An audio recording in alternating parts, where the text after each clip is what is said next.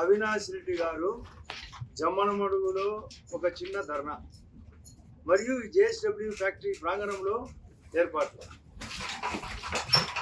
వాళ్ళు అరిచి గీపెట్టిన వైఎస్ఆర్ పార్టీ వాళ్ళు ఈ జేఎస్డబ్ల్యూ ఫ్యాక్టరీ వాళ్ళు 2 మిలియన్ టన్స్లో మొదటి భాగం 1 మిలియన్ టన్ను 2028 డిసెంబర్ ఆఖరు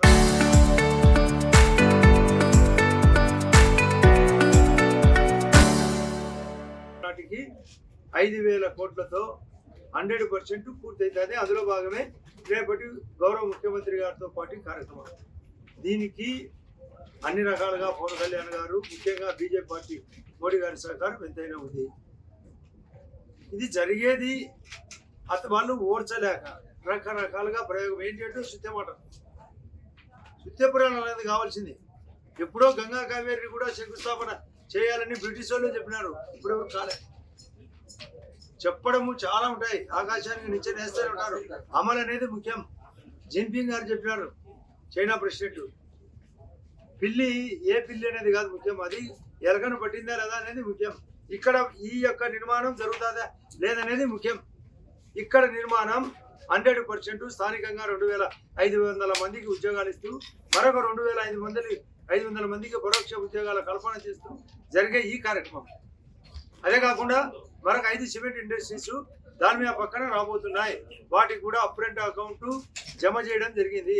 శ్రీ సిమెంట్ అని, జేకే సిమెంట్ అని, చెట్టినాడు, ఆదాని మరియు దాని మీద ఇతర అధ్యక్షులు పెట్టినా కూడా దాని మీద పర్మిషన్ వచ్చింది. మీ యొక్క పిల్లి చేపాలకు ముట్లు తెగావు. మీరు చెప్తే కాదు, మేము జగమెరిగిన బ్రాహ్మణునికి జంధ్యం అవసరమే లే. మేము గురువులంటే వాళ్ళకు నీ పాఠాలేంది శుద్ధ పాఠాలు. మేము రేపు ఖచ్చితంగా గండికోటకు గ్యాప్ ఉంది, డబ్బు ఇవ్వాలా 100% అడుగుతానని చెప్పిన. నేను రాజీనామాకు సైతం అని చెప్పిన. ఆల్రెడీ సీఎం గారికి చర్చ పెట్టిన, సంభాషణ జరిగింది. రాజోల నిర్మాణం జరగాల 4 నియోజకవర్గాలకు, జమలోడితో పాటు ప్రొద్దుటూరు, మైదుగూరు అండ్ ఆలగడ్డ. అది చర్చ పెట్టాం. 3వ ఎస్ఆర్బీసీ కంటిన్యూ కావాలా. అటు బనగానపల్లె మాకు నియోజకవర్గానికి 25,000 ఎకరాలు 250 కోట్లతో ఓ 10,000 మాకు ఎకరాలకు ఒక టీఎంసీ చొప్పున ఆ వాటర్ యాడ్ అయితే ఇది ముఖ్యమైన కార్యక్రమం. ఇది జరగబోయేది. మేము 24 నెలల్లో మీ 60 నెలల పాలన కంటే ఇప్పుడే మెరుగ్గా ఉన్నాం. అభివృద్ధి, సంక్షేమంలో, నమ్మకంలో, విశ్వాసంలో. అదే కాకుండా క్రికెట్ స్కోర్ నేను మళ్ళీ మా వాళ్ళకు పదే చెప్తున్నా. మీ 60 ఓవర్లు ఆల్ అవుట్ స్కోర్ కంటే మా 24 నాట్అవుట్ స్కోరు ఇప్పుడే ఎక్కువ ఉంది. 36 నెలల స్కోర్ కూడా మరింత పెరుగుతుంది. ఇలాంటి కార్యక్రమాలు జరుగుతూనే ఉంటాయి. చెప్పినది చేస్తాం, చేసినది చెప్పుతానే ఉంటాం, చేస్తూనే ఉంటాం. మాకు తేడా వచ్చి చెప్తూ ఉంటాం. మీ ఇష్టం వచ్చేట్టు కుక్క కాటుకు చెప్పు దెబ్బ అనే సామెత దృష్టిలో పెట్టుకొని చెప్తున్నా. ప్రతి చోట ఎదుగుక్క మాదిరి మాట్లాడతారు. ఎందుకు మీకు ఈ నోరు? ఈరోజు దేవుడిలో ఏదో విగ్రహం ఎత్తినారంట. అవా ఉంది, మా అవా వచ్చింది పోయింది. అవాలో పోయింది. ఏందో ఏందో అన్నం పెట్టిన చేతినే నరికినారు అన్నాడంట. నీ ముఖం నీకు మిస్టర్ అవినాష్ రెడ్డి, నీకు రాజకీయ చరిత్రే తెలియదు. 1989లో రాజశేఖర్ గారు మేము ఇంకా రాజకీయ రంగంలో డైరెక్ట్గా రానప్పుడు -33,000 రాష్ట్రం అంతా మెజార్టీ వస్తుంటే అతనికి తీరని అవమానం జరిగింది రాజశేఖర రెడ్డికి, వాళ్ళ నాన్న రాజారెడ్డికి, ఇదే జమ్మలూరు నియోజకవర్గంలో. అటువంటి పరిస్థితి నుంచి మరొక 7 ఏళ్ల తర్వాత 1996 నాటికి రాజశేఖర రెడ్డి గారు ఓడిపోయే పరిస్థితిలో జమ్మనముడిలో 7,000 ఓట్ల మెజార్టీ. ఆ రోజు ఉమేష్ చంద్ర ఎస్పీ, ఈ దద్దమ్మ రామ్ సుబ్బారెడ్డి ఆ వల్ల ఉన్నాడు టీడీపీలో. తెలుసుకోవాలి రాజకీయ చరిత్ర ఎవరితో అని. ముందు మాకు వాళ్ళ మేము అతనితో పాటు ఉన్నట్టే వివేకానంద రెడ్డిని అయిపోయి చేసినారు. తర్వాత సాయంత్రానికి నిదానంగా ఆయన వచ్చి మేమేదో చేసినామన్నారు. ఆ తర్వాత సిబిఐకి పోయింది.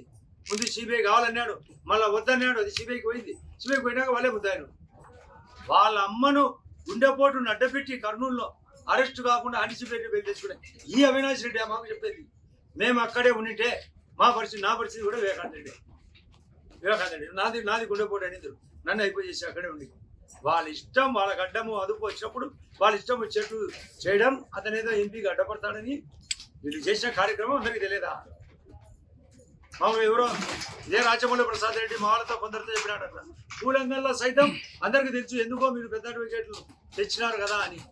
మేము పెద్ద వికెట్లను ఢిల్లీ నుంచి తీసుకొని వస్తే నోవాటెల్ విజయవాడలో ఇదే రాజమౌళి ప్రసాద్ రెడ్డి అనే మాట 2019లో జగన్ రెడ్డి అధికారంలోకి వచ్చిన తర్వాత ఇది అందరికీ తెచ్చినది కదా, వాళ్ళే అయిపోయి చేసినారని.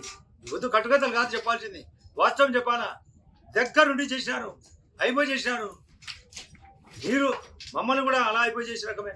దగ్గరుండి చేసేది మీకు, మీ పదవి కోసం మీ చిన్నాన్ని చంపి వివేకానంద రెడ్డిని చంపించి మళ్ళా మాకు దోషి కుట్లేసినది ఎవరు, కట్లు కట్టినది ఎవరు, కట్టుకథలు అనేది ఎవరు? అభిషేక్ రెడ్డిని వాళ్ళ డాక్టర్ కుట్లేసినట్టు సిబిఐ ఒత్తిడి ఏం జరిగింది చెప్పమంటే తట్టుకోలేక అతను బానిసై పోయినాడు కూడా. ఈ ఏటుకు మరో వికెట్ పడింది, ఎన్నో వికెట్లు పడినాయి. మేము అభివృద్ధి చేస్తాం. కళ్యాణం రైల్వే కొడుకులో వేయడం జరిగింది. ఉన్నతమైన కార్యక్రమం. ఎందుకు చెప్తున్నాం? అది కూడా 100 రోజుల బదులు 125 రోజులు శ్రామికులకు కూలీ అనే పదం తీసేసినారు. శ్రామికులు కష్టపడే వాళ్ళకు, రైతులకు 60 రోజులు గ్యాప్. మంచి కాలంలో, కోతల కాలంలో, ఇత్తనాల కాలంలో పక్కన పెట్టి ఉండాలి. కూలీ రేటు శ్రామిక రేటు పెంచారు.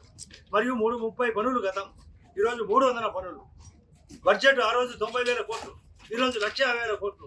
మన రాష్ట్రానికి కూడా 28,000 కోట్లు. ఈ రాష్ట్రానికి కూడా. అంటే ఏదైనా ఒక కార్యక్రమాన్ని పట్టుదలగా, ప్రేమగా, లోతుగా ఆలోచించి చేసేదే రాజకీయం. అది జేఎస్డబ్ల్యూ కావచ్చు, గండికోట టూరిజం కావచ్చు, గండికోట R&R కావచ్చు, రేపు స్టీల్ సిమెంట్ ఇండస్ట్రీస్ కావచ్చు, టెక్స్టైల్ కావచ్చు.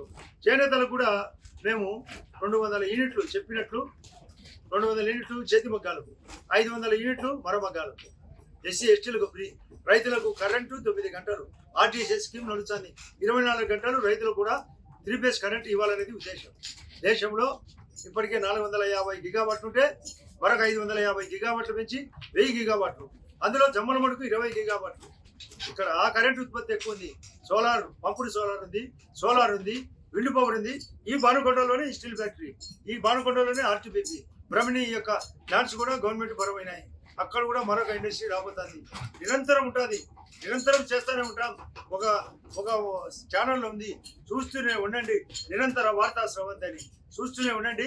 మా అభివృద్ధి స్రవంతి, మా సంక్షేమం, మా యొక్క నమ్మకం, మా విశ్వాసం ఇలాంటివి జరుగుతూనే ఉంటాయి.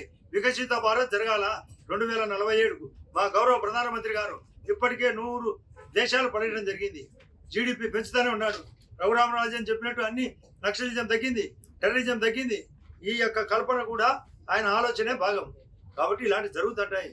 మీరు ఎరికుక్కల మాదిరి వివేకానంద స్వామి ఒకటి చెప్పినాడు, ఎవరైతే కోతి చేష్టలు చేస్తారో వాళ్ళ కోసం కట్టె తీసుకోండి, అవి పరిగెత్తాయి.